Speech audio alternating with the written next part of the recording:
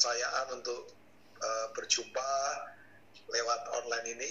Saya bersyukur karena Tuhan bisa pakai teknologi, ya, kita bersyukur.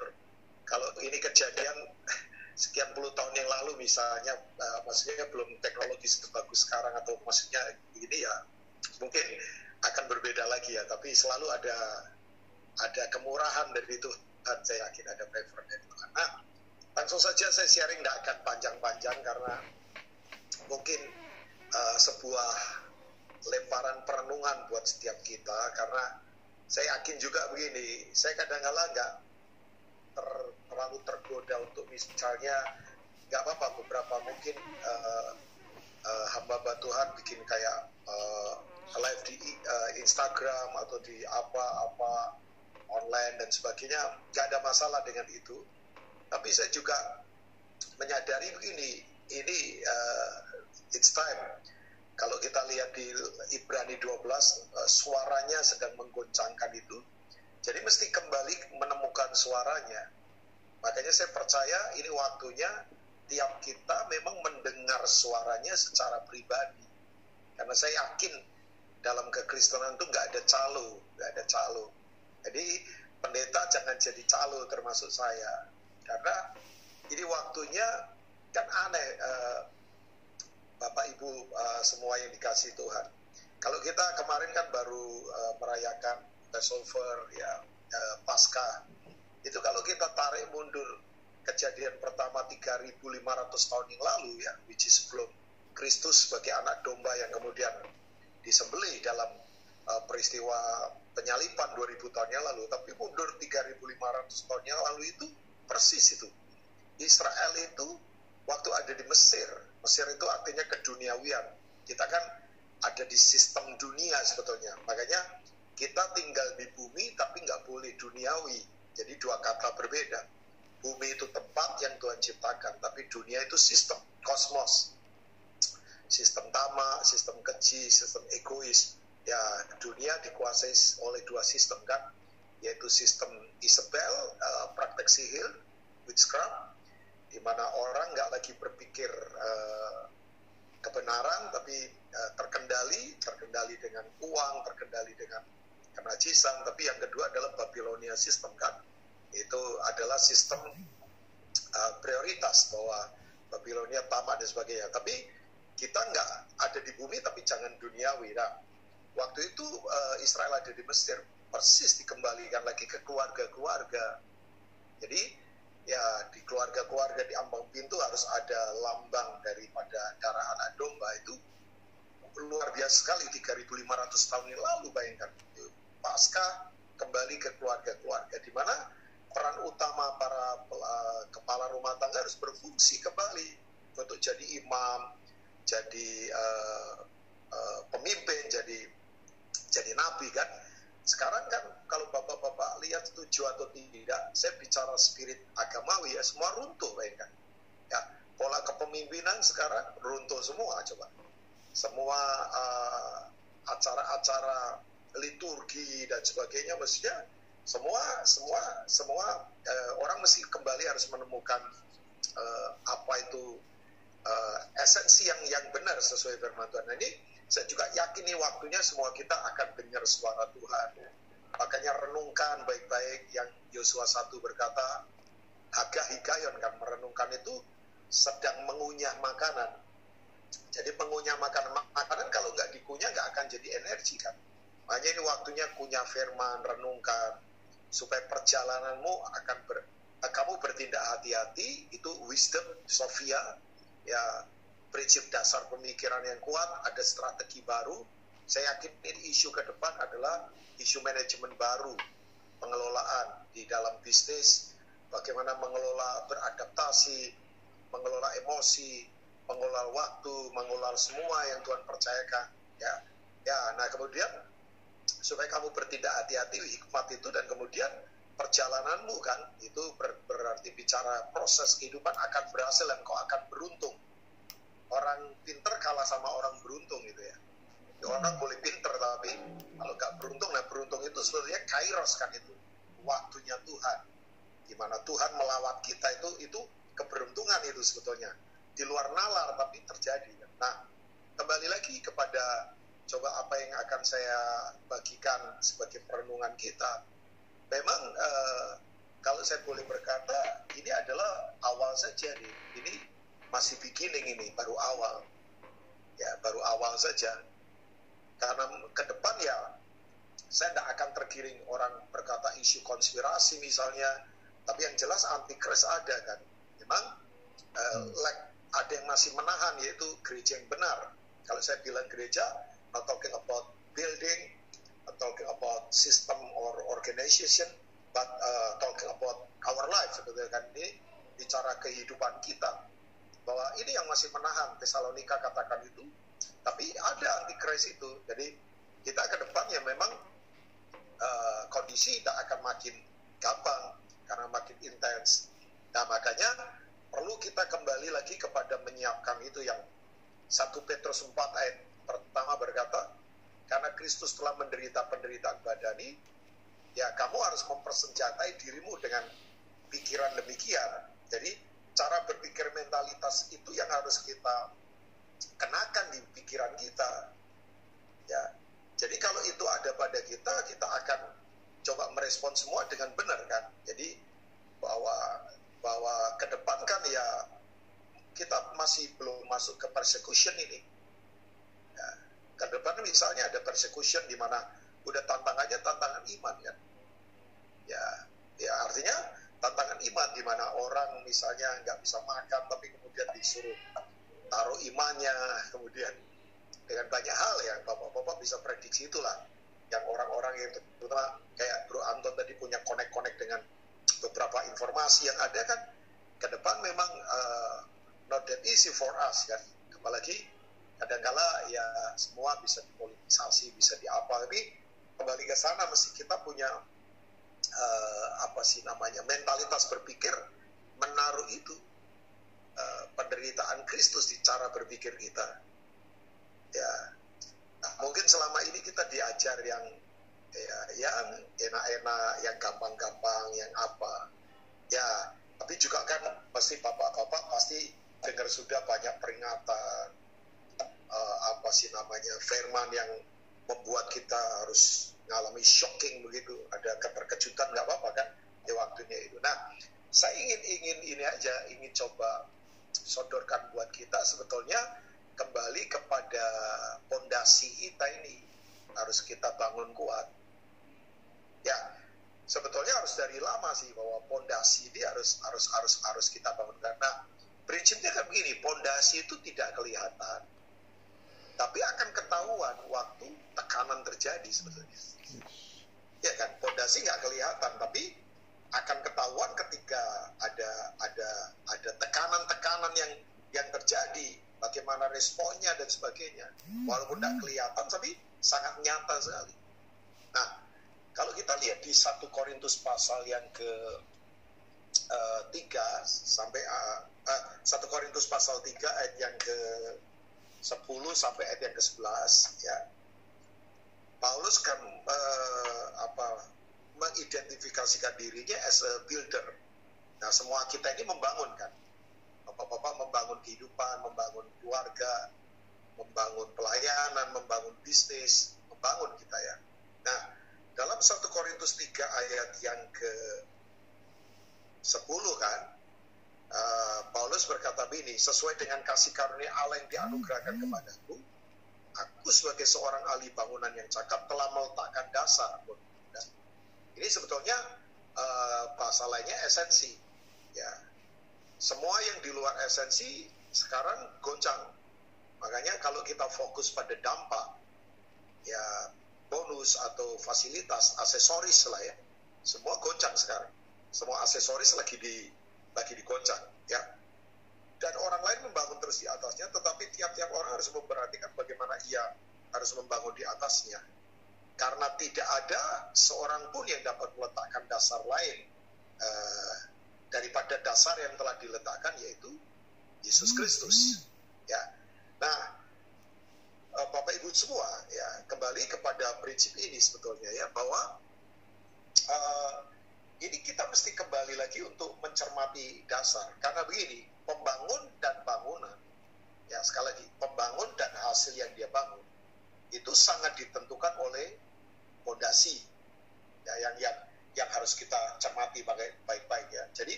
tepat kalau kita kembali ke pondasi. Ya, misalnya Mazmur berkata begini, kalau dasar-dasar, yaitu itu ayat-ayat berikutnya kan nanti akan ketahuan orang membangun di atas dasar yang esensi atau yang aksesoris, karena satu kali akan diuji dengan api. Ini kita baru beginning ini, api penyucian sebetulnya ini.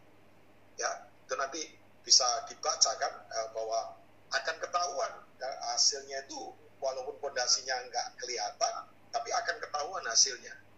Nah, kembali lagi kalau kita melihat bahwa kenapa kita penting membangun kembali pondasi dasar kita, karena itu akan menentukan respon kita, ya, akan menentukan segala. Nah, saya yakin begini, waktunya kita kembali kepada satu kata sebetulnya dalam pondasi ini, ya. Ya, pondasi kita ya satu saja, yaitu Yesus Kristus.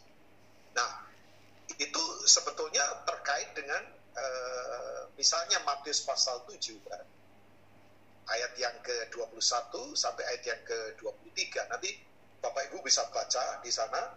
Tapi ini dia. Jadi kalau kita nggak kembali kepada obedience, ketaatan pada Yesus Kristus sebagai pondasi kita, itu nanti kita berkata begini, mengapa kamu berseru kepadaku, Tuhan, Tuhan? Ya, tapi kamu tidak melakukan apa yang aku katakan. Jadi berarti terjadi kecelakaan pemahaman di sini. Ya, orang cuma tahu saja, tahu. Nah, tapi tidak mengalami pemahaman yang kuat siapa dia kan. Makanya pengenalan kita akan dia itu akan membuat kita itu kelihatan dalam cara hidup dan respon kita terhadap semua tekanan yang terjadi. Makanya ketaatan itu kan sebetulnya berbicara tentang mendengar tapi juga melakukan. Itu akan muncul kata pengertian, pemahaman, namanya siniemi bahasa Yunaninya. Siniemi itu artinya mengalami experience with the truth of God. Kebenaran itu diberi akses. Memang kalau diberi akses itu kerjanya kejam di daging kita. Ya, misalnya yang lain curang, kita nggak boleh kan, kejam. Yang lain boleh sembarangan, najis, kita nggak boleh. Itu kan kejam buat daging kita.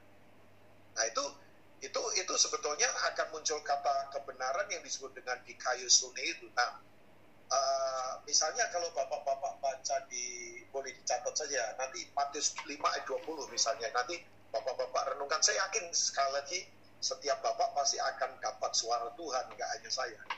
Ya, karena tiap kita kan anak, ya. Jangan begini loh. Maksud saya, orang suka mau makan enak tapi nggak mau ngunyah. Orang lain ngunyahin, baru setelah halus dipindahin ke mulut kita. Saya sih nggak mau tuh, jorok itu. Ya, coba bapak-bapak kalau makan tuna woku misalnya, cakalang woku kan enak itu.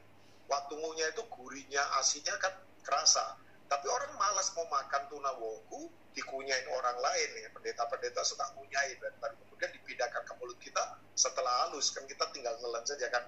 Itu sebetulnya kalau orang hanya suka dengar khotbah saja, tapi tidak ngunyah sendiri. Nah, itu kan begitu tuh sebetulnya ya. Gambarannya agak jorok sih, maaf ya malam ini. Pasti sudah makan semua lah. pasti sudah makan semua. Tapi artinya begitu. Jadi kunyahlah.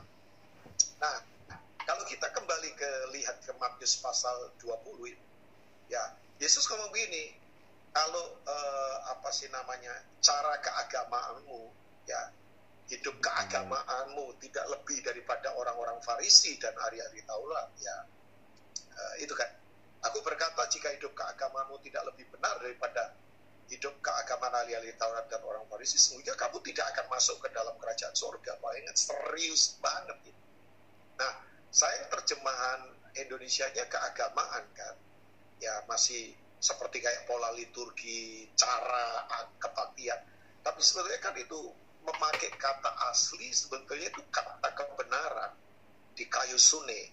Dikaiosune itu adalah kebenaran yang kita lakukan sehingga posisi kita itu benar di hadapan Tuhan. Ini integritas sebetulnya. Man who walk before God with integrity in his heart. Ya, jadi orang yang ada di hadapan Tuhan, berjalan di hadapan Tuhan dengan integritas, di mana dia melakukan kebenaran. Nah, itu ya. kembali lagi cuma sekedar memberitahu saja bahwa kalau kita nggak punya posisi yang benar, ya itu nanti kita nggak memahami. Dan yang saya belajar begini, bapak-bapak, termasuk buat saya ini, saya belajar ya, kalau orang nggak memahami itu nanti cuman ini aja, apa sih namanya, responnya complicated, ngomel, marah, salahkan keadaan, pasif. Tapi kalau orang apa sih namanya, memahami kebenaran, selalu punya simple respon. Responnya itu simple, yaitu cirinya gampang bersyukur. Ya, gampang bersyukur itu. Ya kayak Abraham misalnya disuruh korbankan Ishak, anak tunggal kan. Tapi anak tunggal di situ kan bukan hanya soal anak tunggal saja, tapi sebenarnya itu apa yang tunggal di hati kita. Mungkin bisnis kita sudah jadi tunggal, uang kita sudah jadi tunggal. Berani enggak Tuhan berkata, kamu persembahkan. Nah, yang hebat begini, Abraham itu no excuse, diam saja. Diam saja. Dia tidak membantah, dia tidak ngomel. Bahkan di perjalanan itu dia diam. Satu-satunya ngomong dia sama bujangnya aja. Kamu tinggal di sini ya. Aku mau naik sama anak ini, kami mau naik. Nanti kami turun lagi. Harusnya kan kami naik, nanti aku turun. Tapi enggak, dia paham. Makanya di sepanjang perjalanan saya yakin, Ishak pasti gelisah lah. Usia 16 tahun, bapaknya hampir 100 tahun. Kalau dia tendang bapaknya, tendang aja Abraham terjerembab, tinggal lari gimana? Tapi sepanjang jalan itu saya yakin. Abraham bekali anaknya. Sak, kamu tenang saja. Papa itu paham siapa pribadi ini. Makanya waktu Abraham dipanggil Abraham, dia menjawab dengan bahasa begini, ya Tuhan. Itu pakai kata Sam. Sam itu begini, saya kenal pribadi ini. Karena saya sudah inventarisasi dalam perjalanan sekian puluh tahun. Dia tidak pernah tinggalkan kita. Jadi, yuk, ketaatan kita itu jangan hanya nyebut-nyebut Tuhan. Itu nanti kecelakaan di pemahaman. Tapi tidak punya pengertian. Nah, Lukas 6 ayat 46-49 kan berkata, yaitu kamu mesti apa sih, menggali dalam-dalam. Jadi ketaatan kita jangan hanya mainan di permukaan. Jangan puas kalau kita sudah lakukan kegiatan agama, kebaktian, bayar perpuluhan, kasih persembahan. Kita rasa itu sudah hebat. Jangan. Mesti menggali dalam-dalam. Mesti betul-betul ada di kedalaman. Ya kan? Pengkhotbah 3 berkata, ia membuat segala sesuatu indah pada waktunya. Sayangnya orang tidak menyelami pekerjaan Tuhan. Nah, kata menyelami itu adalah kedalaman itu. Ya, ia membuat segala sesuatu indah pada waktunya itu kairos kan, lawatan waktu Tuhan. Tapi sayangnya orang tidak menyelami apa sih pekerjaan Tuhan. Itu kedalaman itu. Semua yang dalam itu pasti akan punya daya tahan yang kokoh. Coba pondasi kalau dalam ya. Sayangnya kan gini, aksesoris semua sih indah-indah di luar, begitu ada apa-apa rubuh semua. Coba, saya kaget bapak-bapak tidak tahu baca atau tidak. Beberapa minister Amerika yang hebat-hebat ngakui selama ini yang diletakkan gereja di Amerika wrong, salah. Ini orang-orang yang hebat-hebat. Seperti misalnya kayak Bill Hybels, ya, dia ngomong begini, kami punya pondasi ternyata salah. Dengan semua hal yang kelihatan aksesoris di luar, tapi ternyata kita tidak kuat. Nah, saya bukan kemudian maksudnya begini, orang nggak boleh punya aksesoris atau apa, bukan itu ya isunya Bapak Ibu. Tapi mari kedalaman esensi itu yang penting kan. Jam tangan kan aksesoris, esensinya ya tangan. Gak punya jam tangan gak apa-apa, asal jangan tidak punya tangan. Ya, anteng-anteng buat wanita itu aksesoris, yang penting telinganya esensi. Gak punya anteng-anteng gak apa-apa asal ada telinga. Daripada punya anteng-anteng tapi gak punya telinga kan. Gak mendengar, gak memperhatikan. Itu kan esensi-esensi kembali. Jadi go deeper mesti menggali dalam-dalam. Nah, kita ini kalau di kedalaman Bapak-bapak, yang jelas begini, sama Tuhan itu hubungannya dari hati ke hati. Nggak perlu pengalaman-pengalaman spektakuler yang apa. Orang suka, wah dilawan, akan tumbang geblak misalnya. Oke lah manifestasi. Tapi kalau sudah ada di kedalaman, suami istri coba kalau udah di kedalaman, bahasanya bahasa isyarat kan. Ya, dengan tatapan mata saja sudah tahu. Ya, coba masih bisa nggak kita rasakan bahwa Tuhan bicara di kedalaman, ada selah ketenangan di dalam, di mana nggak perlu mesti digerak-gerakkan dulu dengan musik bagus, dengan acara bagus, tapi ada di kedalaman di mana itu digali. Karena sekarang ini, ributnya luar biasa di luar.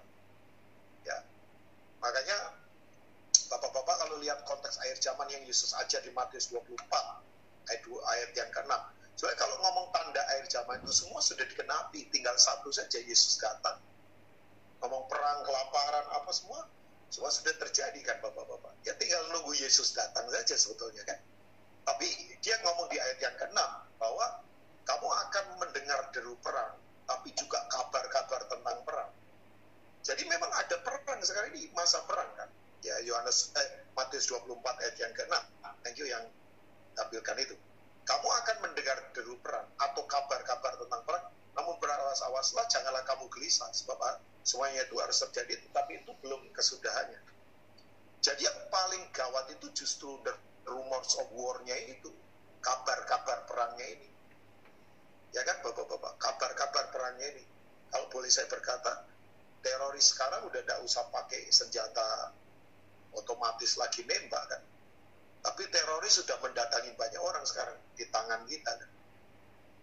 Ya di tangan kita bayangkan, lewat informasi yang disebar hanya dalam hitungan detik menit lah. Yang jagoan IT pasti tahu. Melihatan orang ketakutan dengan rumors, berita-berita yang nggak jelas. Ya kan? Jadi kalau kita tidak menggali dalam-dalam nanti, itu mainannya masih di permukaan terus. Jangan puas hanya dengan acara keagamaan kita yang kelihatannya hebat, yang hanya karena kita bisa memberi perpuluhan, hanya memberi sumbangan apa. Jangan, tapi kedalaman. Itu yang Yesus perintahkan sama Petrus kan. Semalaman bayangkan, mereka nelayan tidak dapat apa-apa.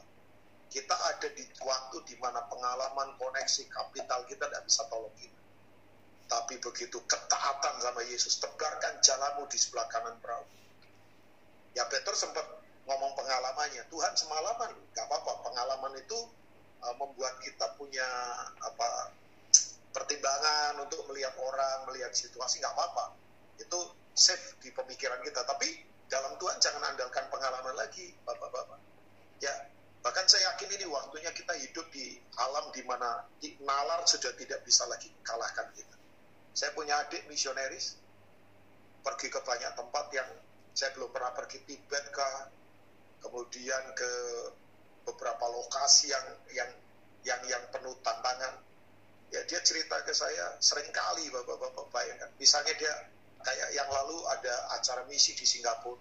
Ini orang-orang ini nggak ada gaji, cari tempat sendiri, makan sendiri, nggak ada persembahan, nggak ada tiap bulan gaji sama sekali nggak.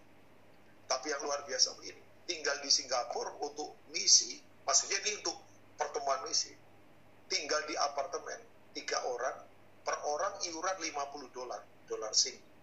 Jadi $150 untuk sebulan, itu tidak pernah habis, tidak kurang mereka. Sampai kadang-kala malah 1-2 orang suka datang makan ke tempatnya mereka. Nah itu kalau ngomong logika, ya susah memang. Singapura ya, bapak-bapak yang sering ke sana pasti tahu. Tapi itu tadi yang saya ceritakan. Ada hal-hal yang aneh yang itu. Karena kalau saya boleh berkata, mungkin sekarang ini ada yang dengar lagi susah lagi apa.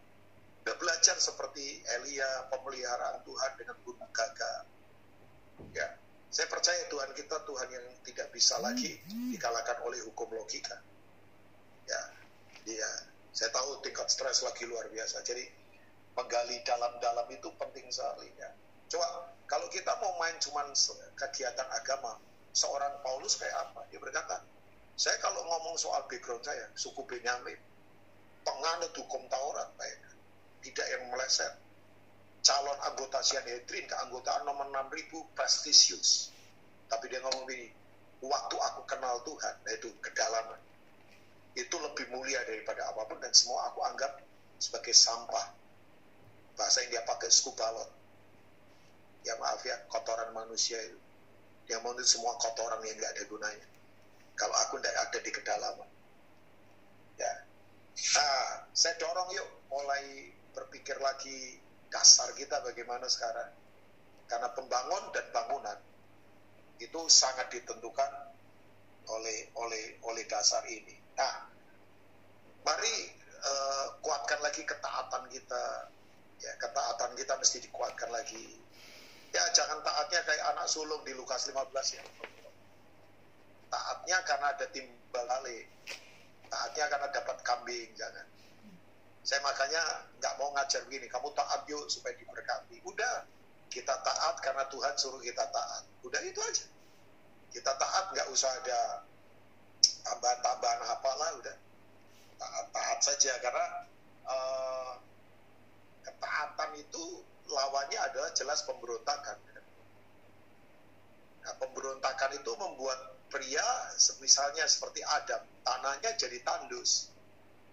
Makanya pria yang taat, waktu dia berdoa, tetesan air matanya membuat subur tanah di mana dia berdiri. Saya ulangi. Pria atau wanita yang taat, waktu dia berdoa, tetesan air matanya membuat tanah di mana dia berdiri jadi subur. Nah, tanah itu teologi penghasilan kan. Kita berdiri di atas tanah, kantor, rumah di atas tanah, aktivitas di atas tanah. Ya, makanya ini bukan ngomong agama kan, tapi ini ngomong kehidupan. Ketaatan harus kuat dibangun, bapak-bapak. Ya. Nah, saya coba sodorkan hal sederhana bahwa ketaatan kan mendengar dan melakukan. Jadi mari banyak dengar suara Tuhan dan lakukan saja. Dengar, kerjakan, dengar, kerjakan, dengar, kerjakan.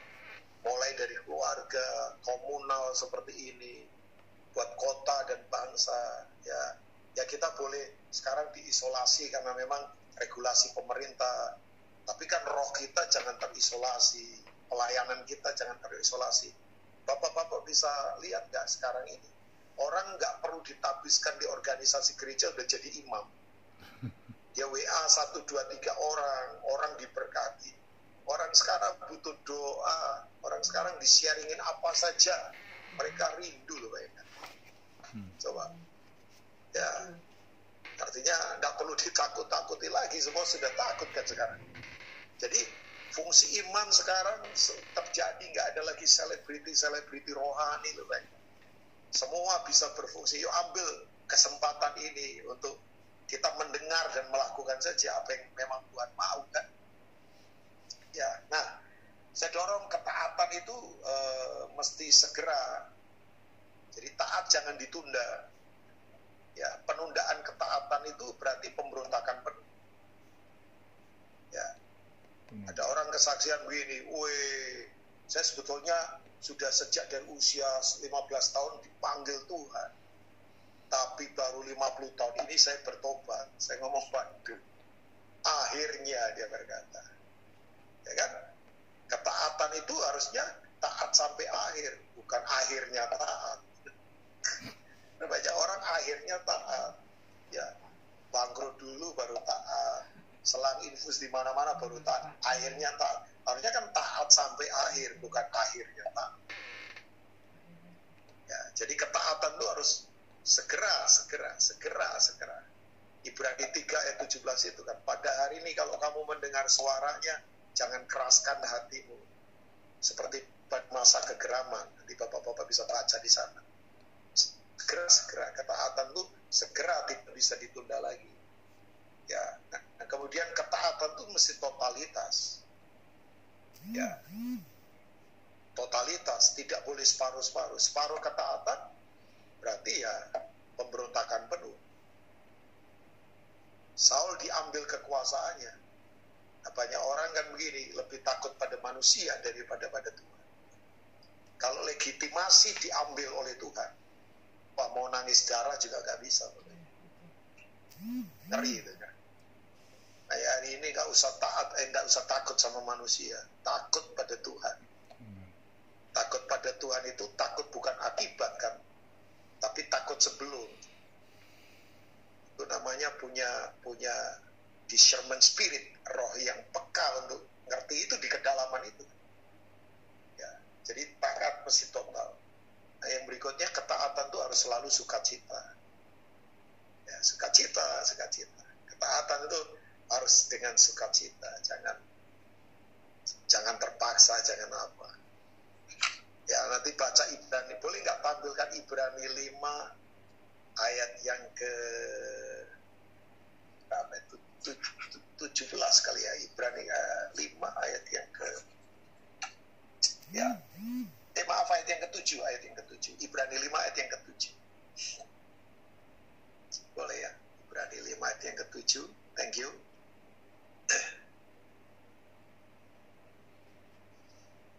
Ya, Ibrani 5 ayat yang ke-7 ya. Dalam hidupnya sebagai manusia, bukan Superman.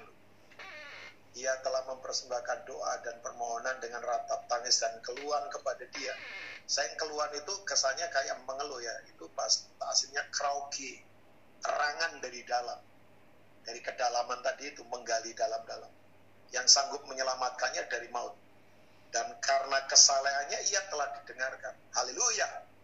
Doa kita didengarkan. Doanya itu didengarkan bukan karena dia anak Allah kan. Dia Allah, tapi karena kesalehannya. Itu ketaatan. Jadi kita punya kapasitas ke sana. Ayat yang ke-8 itu. Dan sekalipun ia adalah anak, ia telah belajar menjadi taat dari apa yang telah dideritanya. Memang ketaatan itu adalah ini dia, berani menanggung resiko akibat dari ketaatannya itu. Ya, kadang disalah mengerti orang tuh kita fanatik lah atau apa, itu resiko-resiko yang mesti kita harus ambil itu ya sebagai bentuk ekspresi ketaatan kita ya. Ya, jadi kembali lagi yuk, fondasi kita jangan dibangun dengan uang, fondasi hidup kita jangan dibangun dengan fasilitas, dengan yang lain, tapi fondasi kita inspirasinya satu kan, Yesus Kristus. Ya, Yesus Kristus sudah itu fondasi kita yang firm, yang tidak akan bisa tergoncangkan ya. Ya, kapan ada Yesus dalam diri kita? Ya, ketika manifestasi semua karakternya ada pada kita kan. Ya itu, Yesus ada bersama kita. Siap, brother? Nah, itu yang bisa saya bagikan. Intinya kepada fondasi yang arahnya kepada ketaatan, karena fondasi tidak kelihatan tapi ya akan ketahuan banget di masa-masa seperti ini. Pembangun dan bangunan itu dipengaruhi oleh fondasi yang kokoh.